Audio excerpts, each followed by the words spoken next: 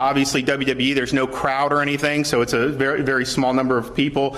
So we just kind of look at it on a case-by-case basis. I think people have been starved for content. I mean, we haven't had a lot of new content since the beginning of March. If you think about it, we've never had a period like this in modern American history where you've had such little new content, particularly in the sporting realm. I mean, people are watching, we're watching like reruns from like, the early 2000s.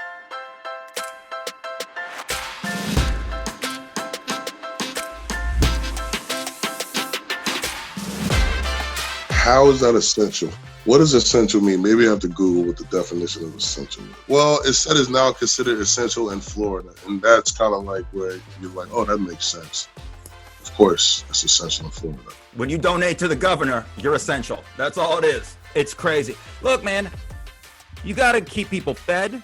You got to keep people safe. You got to have medicine available and doctors to see people. And every once in a while, people need to see a goddamn headlock. We should just put cameras in Florida and just watch them as for entertainment from now on. Vince McMahon has some sort of dead baby that he's sucking the blood out of and like feeds it to the rest of the Illuminati. He's got like a clone of Jeffrey Epstein in his basement or something. There's something. Look into Vince McMahon, okay? Authorities, look into Vince McMahon and find out why that guy's getting away with things.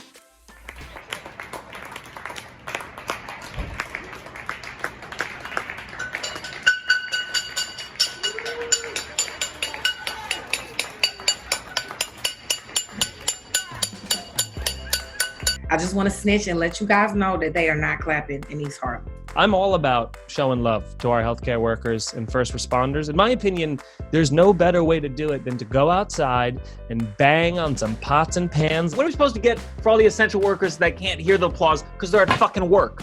Do you get them more money, health insurance, proper protective equipment?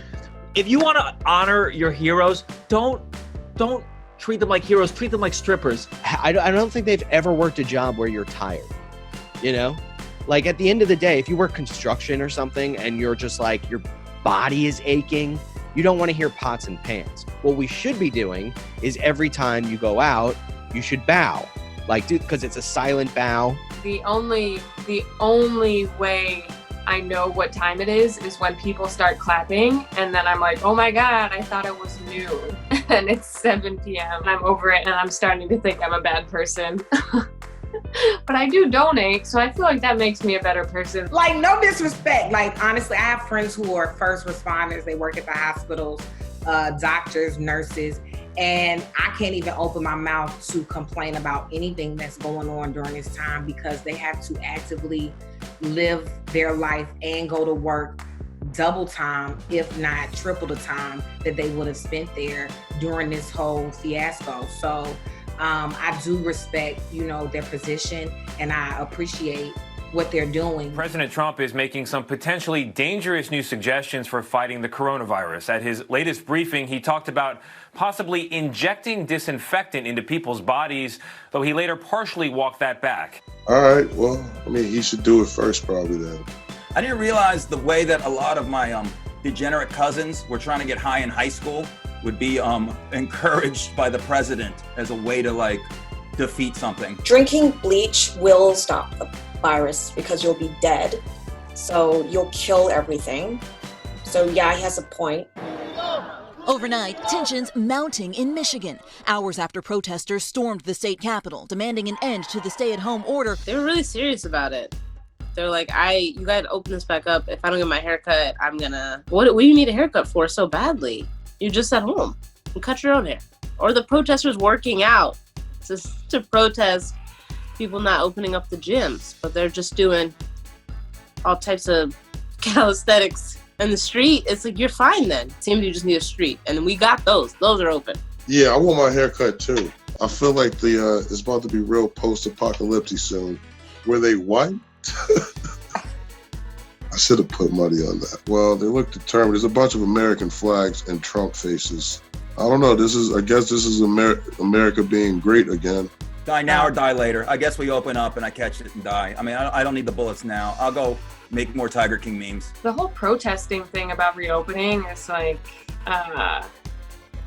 Like the places where people are protesting the most are the states where there's like literally nothing to do. I'm like, what are you protesting for? Getting blackout at a TGI Fridays?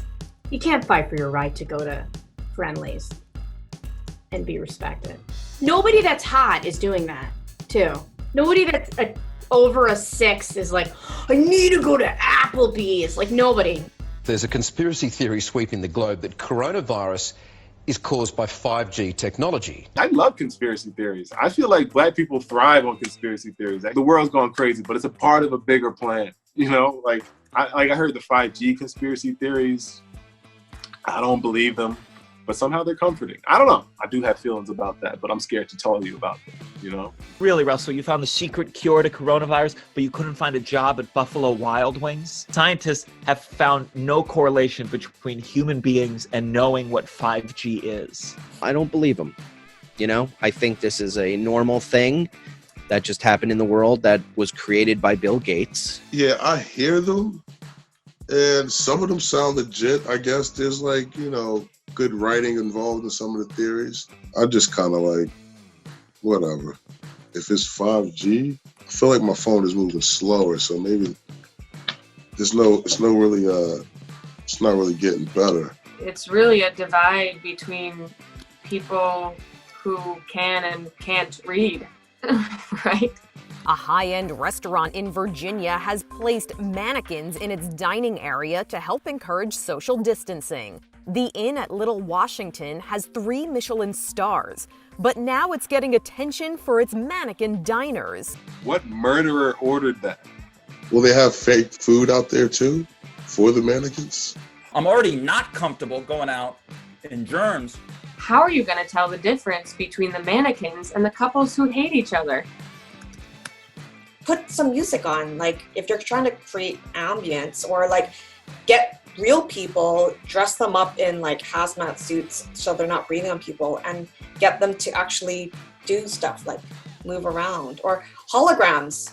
Use holograms. It's like the world is one sad single lady in their 30s, you know? I would want the mannequin to pay, you know, like a real man. I would want the mannequin to pay for my meal, and then I would do this. I would definitely do it. The only one eating too. Don't you hate that when your friend is like, I'll watch you eat, but I'll come along with you. And you're like, don't do me fucking favors. You know, I would have to like get a plate for the mannequin and fill it with some of my food. This young man is proposing to the sweet young lady there as he's proposing, which is something that happens here a lot. At times like these, during these difficult times, in these troubled times, challenging times, trying times, in these times of uncertainty, during this time of great uncertainty, during these uncertain times, during these uncertain times, in uncertain times, in uncertain times, uncertain times, unprecedented times, unprecedented times, unprecedented times. I was like an hour into quarantine and the coronavirus commercials started coming. I was like, oh my God, you guys produce stuff fast. And all the commercials are like,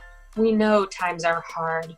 Things are getting a little weird, which is why you need a new pair of sweatpants. Stay home. We're in this together.